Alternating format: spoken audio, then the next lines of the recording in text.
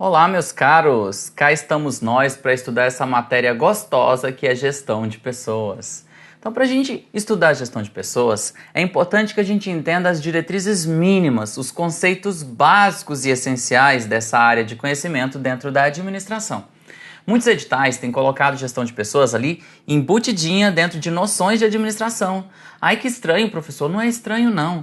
A gestão de pessoas é em decorrência da administração. A administração estuda a dinâmica das organizações e todos os seus componentes, materiais, financeiros, patrimoniais, logísticos. Então, tudo isso é inerente à administração de empresas. No caso, a administração de forma geral, também aplicada às organizações públicas. E toda e qualquer organização possui pessoas. Essas pessoas precisam ser bem geridas, conduzidas, motivadas, lideradas. Então vem cá comigo. Se você não me conhece, eu sou o professor Renato Lacerda e vou fazer uma viagem gostosa com vocês pelo universo da gestão de pessoas. Vamos entender seus conceitos essenciais? Vamos lá então. Então vamos lá, gente. Vamos estudar. Quando a gente fala de gestão de pessoas, eu sempre gosto, na verdade, em toda a disciplina que eu vou ministrar, falar de alguns conceitos elementares básicos, tá? Quando eu falo em gestão de pessoas, eu tenho, na verdade, uma nomenclatura, olhando aqui para mim, ó. Eu tenho uma nomenclatura que vem em substituição a um antigo termo que a gente adotava nas organizações. A gente falava em administração de recursos humanos. E não raro você vai encontrar questões de prova tratando de administração de recursos humanos, que é a mesma coisa que gestão de pessoas, mas para a gente ser mais moderno, a gente vai adotar o termo gestão de pessoas, ok? Então, a administração de recursos humanos é uma vertente já antiga e ainda está presente em vários órgãos, tá? Órgãos de RH, você encontra assim, né? O RH da minha empresa, não sei o que, não é o comum de se ouvir? Mas o mais moderno é órgão de GP, sabe? É mais interessante, é mais palpável, porque essa noção de que pessoas são recursos está ultrapassada. As pessoas são recursos, mas são recursos vivos, dinâmicos, inteligentes, o fator crítico de sucesso. Então a gente vai ter essa primeira distinção básica e essa evolução do conceito. E eu coloco isso para vocês. A gestão de pessoas, portanto, substitui o termo ARH, ou Administração de Recursos Humanos, que indica uma visão das pessoas que trabalham na organização como meros recursos. Então essa visão aqui de recursos humanos trata as pessoas como meros recursos, não é? Assim como a gente tem materiais e financeiros. Vamos lá, vamos pensar no recurso material aqui. Vamos falar de uma cadeira. A cadeira pode até ser um recurso patrimonial. Poxa, uma pessoa é um recurso, tal qual uma cadeira que todo mundo vem, enfia a bunda, senta, tira. Não, gente. As pessoas são muito mais que meros recursos, né? É por isso que essa visão de GP é mais interessante que a visão de RH. Bom, seguindo. De acordo com Gil, gestão de pessoas, olha, presta atenção nisso, tá? É uma função gerencial, olha só, é uma função gerencial que visa a cooperação das pessoas que atuam nas organizações para o alcance dos objetivos, tanto organizacionais quanto, eu vou colocar um mais, individuais. Então olha o que a gestão de pessoas procura fazer. Um dos grandes objetivos da gestão de pessoas é conciliar objetivos que são conflitivos por natureza, né? Você tem de um lado a organização, você tem do outro lado os indivíduos que estão nessa organização. Os objetivos deles devem andar em conjunto para que a gente obtenha sinergia ou equilíbrio organizacional.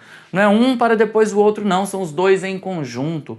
Então, um grande desafio da função gerencial de gestão de pessoas é justamente conciliar esses objetivos. É fazer com que as contribuições ofertadas pela organização estejam em consenso com os custos pessoais desembolsados por cada indivíduo que está em uma organização, para que haja justa contraprestação, para que haja uma relação sinérgica, ok? Então a gestão de pessoas objetiva isso, ok? Nem sempre foi assim, e a gente vai falar sobre isso, tá? Como é que essa sinergia muda ao longo do tempo. Então, a gestão de pessoas passou por alguns momentos até chegar a seu atual paradigma, que é o que eu coloco nessa grande seta aqui, em que as pessoas são tratadas como fatores críticos de sucesso. Então, a gestão de pessoas, gente, nem sempre viu as pessoas como amigas, ou colaboradoras, ou fatores críticos de sucesso, não. Houve um tempo em que as pessoas eram consideradas indolentes, preguiçosas, que não gostavam de trabalhar, vadias. Isso foi lá no início do século XX, tá? O homem era visto como um mero homem econômico, que tinha como única fonte de motivação para o trabalho o dinheiro. E aí a gente tinha as relações industriais. Sabe quem eram os principais profissionais em gestão de pessoas à época? contadores e advogados, para administrar folha de ponto, para administrar direitos, tá? Admitir e demitir. A gente tinha uma ação extremamente centralizada do órgão de gestão de pessoas. Quer ver? Vamos ver nesse quadro comparativo de Chiavenato aqui comigo, olha só. Então, na primeira etapa das relações industriais, que é esse período que eu falei, a gente tinha centralização total das operações no órgão de RH. Ele era centralizador, tá? O nível de atuação era burocratizado e operacional, mais orientado a rotinas. O comando da ação vinha de decisões lá da cúpula, tá? E ações centralizadas também no órgão de RH. O tipo de atividade era mais especializada, com centralização e isolamento de cada indivíduo dentro de sua área. As principais atividades da área de gestão de pessoas: admitir, demitir, controlar a frequência, legislação do trabalho, disciplina, relação sindical e ordem. Qual que era a missão da área? Vigilância, coerção, coação, punições, confinamento social das pessoas. Isso tudo segundo diretrizes do homem econômico, como eu disse para vocês, né? Essa visão vai mudar. Essa visão muda quando a gente migra do Departamento de Relações Industriais para o setor de recursos humanos, que é a segunda vertente, que também já está ultrapassada, tá? Mas aqui as pessoas já são vistas como recursos, como importantes, né? Não são meras mãos de obra, porque nesse período aqui, as pessoas são vistas como mão de obra, ok? Mão de obra, só isso. Já na administração de recursos humanos, elas são vistas como recursos vivos e inteligentes. Então, como é que era aqui o formato do trabalho? Passou a ser tanto uma responsabilidade de linha quanto função de staff. O que é isso, gente? Eu vou explicar melhor mais à frente, tá? Função de linha. Função de linha quer dizer que o seu gestor, ele manda no seu trabalho, ele coordena o seu trabalho, ele avalia seu desempenho, ele admite, ele demite. Isso é o gestor, é linha. Só que existe um órgão de RH que está ali para assessorar, divertir, recomendar. Esse órgão de RH exerce o papel de staff, assessoria ou apoio, tá bom? Ele não manda nada, mas ele aconselha, adverte, recomenda. Falaremos mais sobre isso adiante, tá? Aqui, a gente vai ter uma atuação mais departamentalizada e tática, e não meramente operacional como era na etapa anterior. As decisões vindas da cúpula da área e as ações centralizadas no órgão de RH. Aqui é na cúpula da área, e não mais da cúpula da organização, tá? Porque passa a ser tática departamentalizada. Aqui a gente já passa a ter o órgão de RH com consultoria interna e prestação de serviços especializados. E aí ele começa a atuar em recrutamento, seleção, treinamento, administração de salários, benefícios, higiene, segurança, relações sindicais. Aqui, gente, surgem as tais políticas de gestão de pessoas de modo mais delimitado, ainda não tão claros, mas já delimitados. E aqui o grande objetivo ou missão da área é atrair e manter os melhores funcionários, ok? Então, olha que interessante. Aqui a gente já vai ter uma mudança de valor. Isso aqui já vai ser mais para a época lá da teoria das relações humanas, em que motivação, liderança passam a ser preponderantes, que aí o conceito de homem não é mais o econômico, é o homem social, que é apto ao trabalho, está disposto a contribuir. E isso um autor chamado McGregor vai caracterizar como teoria X e teoria Y. Eu posso dizer que a era a era das relações industriais está mais equivalente à teoria X e a era dos recursos humanos mais à teoria Y, em que consideram as pessoas, tá, aptas ao trabalho, responsáveis, prontas a assumir compromissos, ok? Desde que devidamente estimuladas com um ambiente psicológico adequado, tá? Por fim, a gente tem gestão de pessoas. Essa gestão de pessoas já prega a descentralização aos gerentes e suas equipes. Focalização global e estratégica do negócio, não mais meramente operacional ou departamentalizada. As decisões e ações do gerente e da equipe são consideradas, não é só mais uma decisão hierárquica. Aqui vai ter também consultoria interna, descentralização e compartilhamento, de modo que todos são responsáveis pela gestão de pessoas. Como os gerentes e suas equipes podem escolher, treinar, liderar, motivar, avaliar e recompensar os seus participantes. E aqui a missão é criar a melhor empresa e a melhor qualidade de vida no trabalho, que é normalmente tópico cobrado nos editais, tá bom? Então aqui as pessoas serão consideradas colaboradoras. E aqui a gente passa a gerir equipes de gestão de pessoas, tá?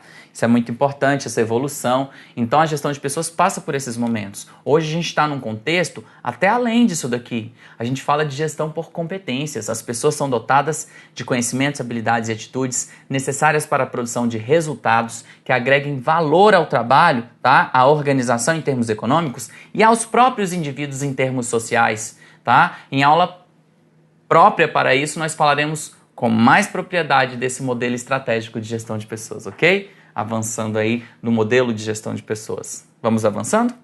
Então vamos lá. Então o que acontece aqui? A gente vai ter ainda alguns conceitos que a gente precisa entender, tá? Segundo o Chiavenato, a tendência é fazer com que todas as pessoas em todos os níveis da organização sejam administradores. Hoje a gente fala de alta descentralização da função de gestão de pessoas. Para quem? Para os subordinados, para o gerente, para o órgão de RH, para cada pessoa. A autogestão da carreira, o autoaprimoramento, o autodesenvolvimento e capacitação. Isso tudo hoje é bastante estimulado no contexto das organizações modernas, tá? E Chiavenato fala isso com bastante propriedade nesse trecho aí do seu livro, tá?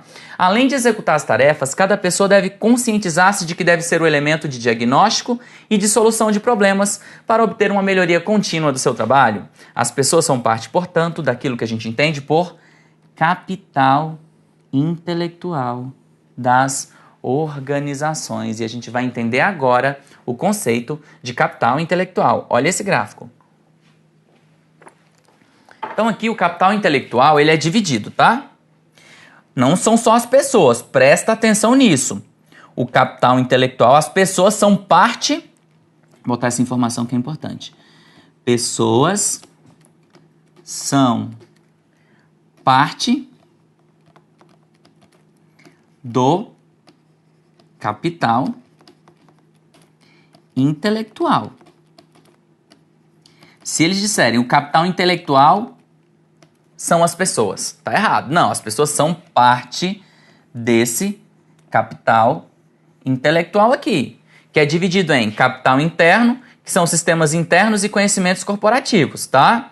Além disso, o capital intelectual vai contar ainda com o capital externo, que são os fornecedores e os clientes. E agora sim, o capital intelectual vai ter como vertente o capital humano, que é o capital de talentos, que é isso aqui que nos importa na GP, gestão de pessoas. E aí, mesmo o capital humano, ele vai ser dividido, olha só, em talentos, que são pessoas dotadas de talentos, conhecimentos, habilidades e competências, tá? Ainda a estrutura organizacional e a divisão do trabalho a que essas pessoas estão submetidas e a própria cultura organizacional que regula o comportamento dessas pessoas. Então, olha, o capital humano vai se desdobrar em capital de talentos, estrutura organizacional e divisão do trabalho, cultura, comportamentos e valores dessas pessoas. Então, presta atenção no conceito de capital intelectual, tá bom? O capital intelectual ele não leva em consideração só o capital humano, não. As pessoas estão dentro do capital humano, que está dentro do capital intelectual. Mas é importante que a gente compreenda ainda que tem o capital interno e o capital externo da organização. Agora, olha outro ponto interessante. Como é que a administração de RH, tá, tratava as pessoas e como é que a administração de gestão de pessoas cuida das pessoas? Então, você pode ter uma vertente das pessoas como recursos, e aí como recursos elas têm habilidades, capacidades, experiências, destrezas, conhecimentos necessários. E aqui era um tratamento o quê, gente? Médio, intermediário, igual e genérico para todo mundo, ok? Quando eu trato pessoas como pessoas agora, eu considero que cada pessoa tem personalidade, individualidade, inspirações, valores, atitude, motivação, objetivos pessoais. Aí meu tratamento passa a ser pessoal e individualizado. E aí, gente, fica muito importante também alguns estudos.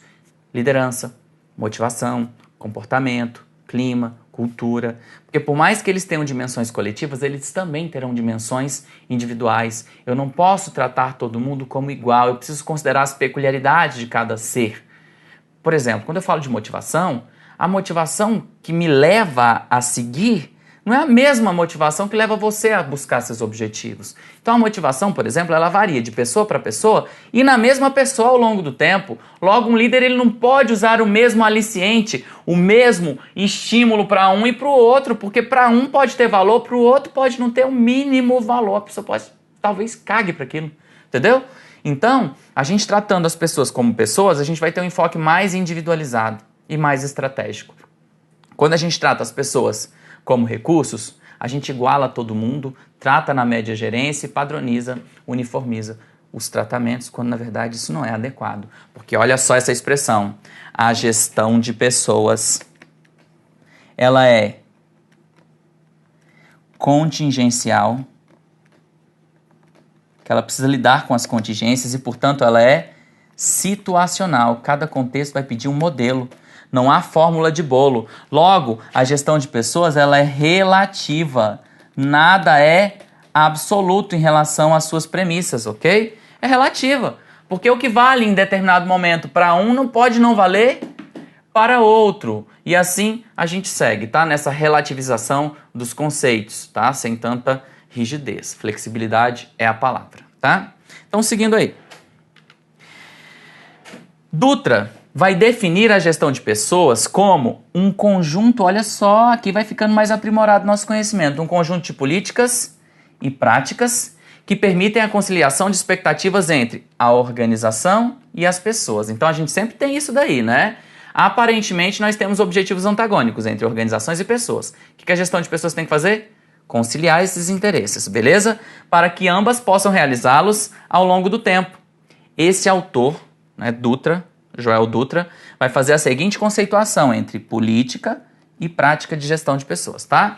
Políticas, como princípios e diretrizes que balizam decisões e comportamentos da organização e das pessoas em sua relação com a organização, e práticas, como os diversos tipos de procedimentos, métodos e técnicas utilizados para sua implementação de decisões e norteamento das ações no âmbito da organização e em sua relação com o ambiente externo. Grosso modo, nós temos as grandes políticas, tá? Por exemplo, política de agregar pessoas. Agregar pessoas é provisão. Dentro dela, a gente tem as atividades feitas.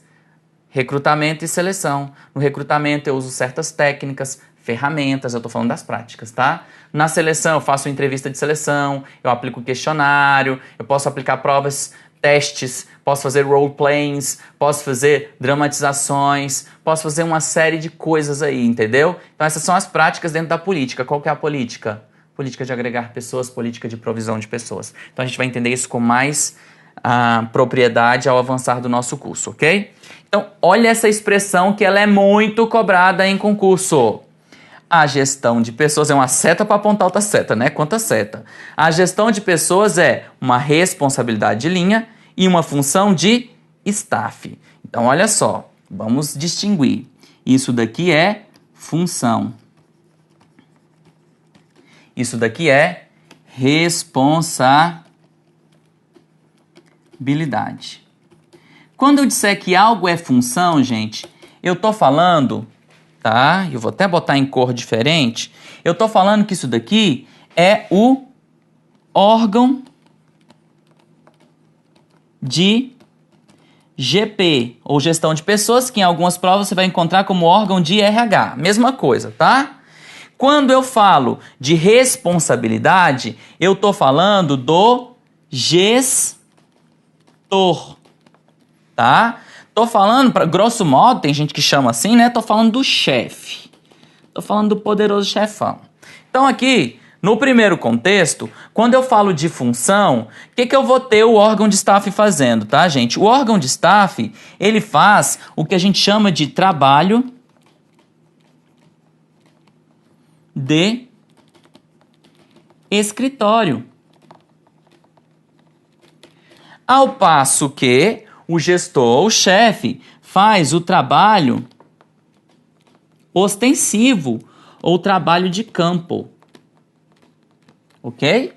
Então é isso que a gente vai ter. O que é função de staff? Staff vai prestar pra gente, olha só, gente. Deixa eu colocar aqui, vou até mudar a corzinha que é pra ficar bem destacadinho pra vocês. Bem destacadinho. O que ele faz no seu trabalho de escritório, tá? o órgão de staff, ou o órgão de gestão de pessoas, ou o órgão de RH, ele assessora, recomenda,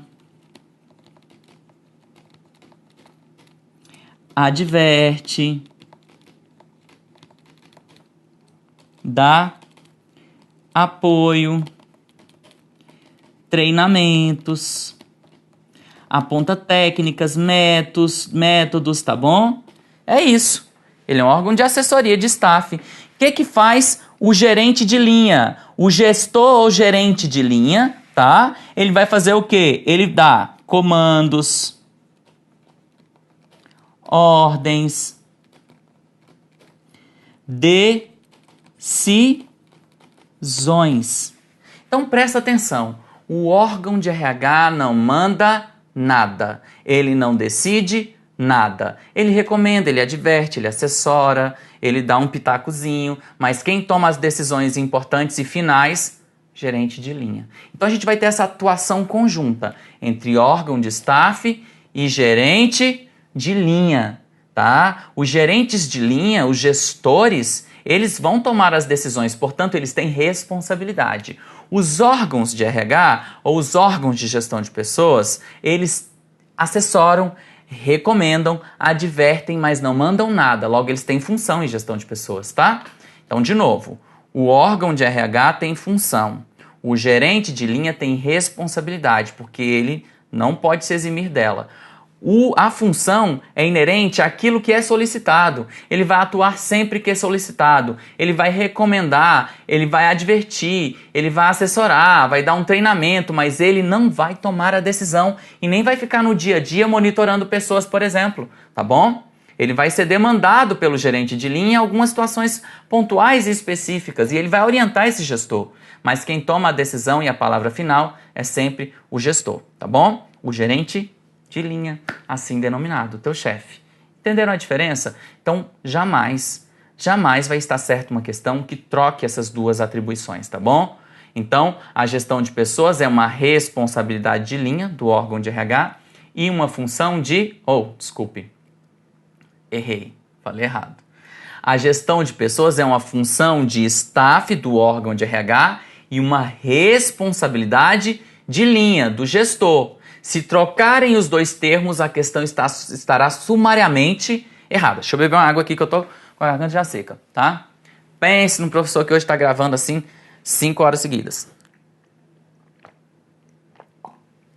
Então, gente, é isso, tá? Você tem aí a atuação conjunta do órgão de RH e do gerente de linha. E hoje, como disse Kevin Nato, eu até falei para vocês, a gente espera uma atuação integrada de todos. A gestão de pessoas passa a ser responsabilidade até do subordinado, né? Com a autogestão da carreira, autocapacitação, conduzindo seus próprios caminhos, ok? Então é isso. Seguindo aqui. Vamos falar das tais políticas ou subprocessos de gestão de pessoas. Como eu falei, né? Como o Dutra nos coloca, nós temos as políticas, que vão nortear o comportamento dentro da área, e nós temos as práticas dentro de cada uma das políticas, beleza? Então vamos entender isso daí. A gestão de pessoas refere-se a políticas, isso aqui não tem, né? Porque aqui é singular e plural, não dá, né? A políticas e práticas necessárias para administrar o trabalho das pessoas. Na verdade, a gestão de pessoas é um conjunto integrado de processos dinâmicos, interativos e sistêmicos. Por sua vez, possui 6 processos básicos. Quero atenção quanto a isso aqui, vou fazer uma ressalva. Também chamados de subsistemas, como assim compreendidos. Bom, gente, deixa eu falar aqui só uma ressalvinha para vocês. Chiavenato, que é a maior referência para falar de políticas e subsistemas de gestão de pessoas, estabelece em uma obra 5 políticas, em outra obra 6 políticas. Não faz a mínima diferença, eu coloquei 6 aqui para desdobrar bem e destrinchar, mas eu vou agrupá-las para vocês entenderem com propriedade, tá? Mas não se preocupa com isso, coisa simples, vamos lá. Primeira política, agregar pessoas, que também é denominada provisão ou suprimento de pessoas. O que a gente faz aqui? Faz as atividades, tá? De recrutamento e seleção. Então isso aqui é a política e essas aqui são atividades ou práticas da política, tá bom? Atividades ou prática, segundo a definição de Dutra, que eu tinha explicado anteriormente, tá? O processo de aplicar pessoas, que trata de desenho de atividade das pessoas, orientando e acompanhando seu desempenho. Então, incluem desenho... nossa, minha língua está embolando. Incluem desenho organizacional de cargos, análise e descrição de cargos e também, gente, a avaliação do desempenho, bem como orientação das pessoas. O que a gente faz nessa política? A gente aloca as pessoas nos devidos locais para desenvolver suas potencialidades, a gente descreve o cargo, a gente analisa o cargo e a gente avalia o desempenho. Presta atenção nisso. Muitos acham que a atividade ou a prática de avaliar o desempenho está dentro da política de monitorar ou controlar pessoas. Está errado. Aplicar pessoas é quem faz a avaliação do desempenho humano nas organizações, ok? Fiquem ligados nisso. Vamos para a nossa terceira política. Processos de recompensar pessoas. Incentivam e satisfazem as pessoas em suas necessidades individuais. Incluem recompensas, remuneração, benefícios sociais, planos de cargos e salários e coisa do tipo, tá? Processo de desenvolver pessoas. Desenvolver é gênero, tá? O que a gente vai ter dentro dessa política? Capacitação e incremento profissional e pessoal, incluem treinamento e desenvolvimento, que é o sistema de T&D, tá bom? Gestão do conhecimento, gestão de competências, mudança e desenvolvimento de carreiras, programa de comunicação e consonância. Processos de manter pessoas. Aqui que tá, o pulo do gato. O que Avenatti, em uma obra, distingue processo de manter e processo de recompensar. Em outra obra, ele coloca tudo como manutenção de pessoas, como se fosse uma política só, o que eu acho mais viável, tá? Porque recompensar está dentro de manter pessoas. E aí, processo de manter pessoas. Cria condições ambientais e psicológicas satisfatórias para as atividades das pessoas. Incluem a administração da cultura, clima, disciplina, higiene, segurança, qualidade de vida no trabalho e manutenção das relações sindicais. Por fim, processos de monitorar pessoas. Acompanhe e controle as atividades das pessoas, verificando resultados e alimentando os SIGs, Sistemas de Informações Gerenciais, proporcionando feedback, incluindo, portanto, os bancos de dados e sistemas de informações gerenciais. Então aqui, grosso modo, é assim que se articulam as políticas e práticas de gestão de pessoas. É claro que a gente não vai ver só isso, tá? É claro que não é só isso que você precisa saber. Aqui eu tô falando das características básicas, das funções básicas, dos objetivos essenciais e dos desafios da gestão de pessoas. Tema que a gente continua no nosso próximo vídeo, ok? Espero que esteja tudo ficando bem claro e que essa base fique bastante boa, que é pra gente, aprofundar nos próximos vídeos, ok? Abraço, até daqui a pouco!